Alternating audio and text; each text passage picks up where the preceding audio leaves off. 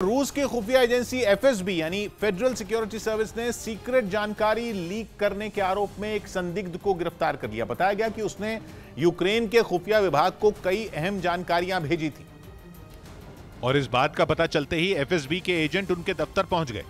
वहां अंदर जाते ही उन्होंने आरोपी को काम करने से रोक दिया, जिसके बाद उसने अपने दोनों हाथ ऊपर उठा लिए। उनमें एक एजेंट आरोपी से पूछताछ करने लगा, जबकि दूसरा गिरफ्तारी की इस पूरी घटना का वीडियो बनाता रहा। इसके बाद उस आदमी से कागज पर दस्तखत लिए गए और फिर उसे एक गाड़ी में बैठाकर दूसरी जगह ले जाया गया। वहां आरोपी शख्स के दोनों हाथ हथकड़ी से बंधे नजर आए। यूक्रेन को सीक्रेट जानकारी लीक करने के आरोपी को एक लंबे गलियारे से होते हुए ले जाया गया और फिर उसे जेल में बंद कर दिया गया। गिरफ्तारी का यह वीडियो खुद रूस की खुफिया एजेंसी ने जारी किया। लेकिन इस बीच रूस की इसी फेडरल सिक्योरिटी सर्विस से जुड़ी एक सनसनीखेज खबर सामने आई। खबर के मुताबिक एफएसबी रूस के राष्ट्रपति पुतिन का तख्ता पलट कर सकती है, जिसका खतरा यूक्रेन के साथ जंग के लंबा खिंचने के साथ ही बढ़ता जा रहा है।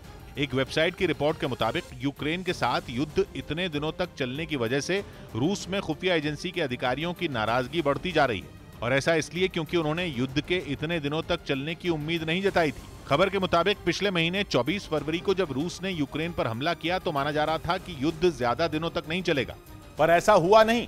यूक्रेन की सेना ने रूस के हमलों का जोरदार जवाब दिया और एक महीने से ज्यादा वक्त हो गया, लेकिन जंग अब भी चल रही है, जिसके बाद माना जा रहा है कि पुतिन की सेना अब अपने ही सैन्य अभियान में फंसती जा रही है। खबर है कि जंग के इतने दिनों तक खिंचने के लिए पुतिन ने एफएसबी के अधिकारियों को जिम्मेदार बताया था, जिसके बाद रूस की खुफिया एजेंसी के अधिकारियों में पुतिन के खिलाफ असंतोष बढ़ गया। बताया गया कि कई देशों की तरफ से लगाए गए प्रतिबंधों ने भी पुतिन के खिलाफ नाराजगी को बढ़ा दिया। खबर के मुताबिक अगर यह युद्ध इसी तरह जारी रहता है तो रूस की सुरक्षा सेवाओं में शामिल लोगों के विद्रोह की संभावना और बढ़ सकती है।